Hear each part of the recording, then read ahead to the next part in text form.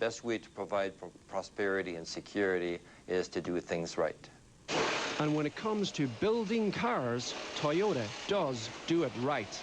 Award-winning and widely imitated, the Toyota production system is stunningly simple. The customer places an order, the dealer notifies Toyota, and the car is built to spec. Sound familiar?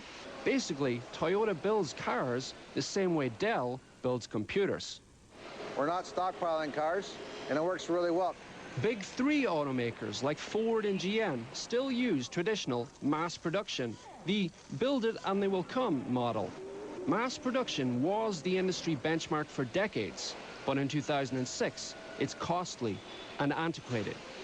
People touring a Toyota factory plant in Japan, and at the end of the line, there was only one person checking on quality when the vehicles come up, compared with some other plants where there were 15, 16 people, and the manufacturer was very proud to say, we crawl all over these vehicles at the end to make sure it's, the vehicles are right.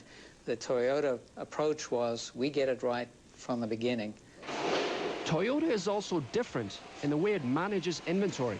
Ford pioneered just-in-time manufacturing, but it was Toyota that perfected it. Here in Cambridge, there is no warehouse. Parts arrive just 2 hours before they're needed. You'll see on the lines here, there's very minimal inventory here. Basically, we have enough for 2 hours at any one time. Another edge Toyota has is the ability to manufacture multiple vehicles at the same plant. In Cambridge, Toyota builds the Corolla, the Matrix, and the Lexus RX 330. The big three have been slow to adopt so-called flexible assembly. But the secret of Toyota's success in North America runs deeper than its famed production system.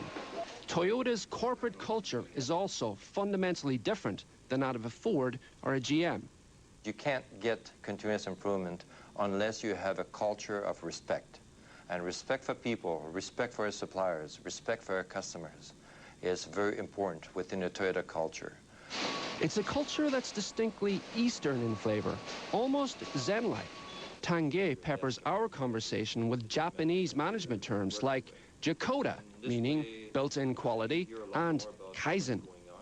Toyota's management techniques are legendary. One of its most famous is Kaizen, a Japanese word that means continuous improvement. It's something people around here are always focused on. The principle of Kaizen is about one of eliminating all the waste.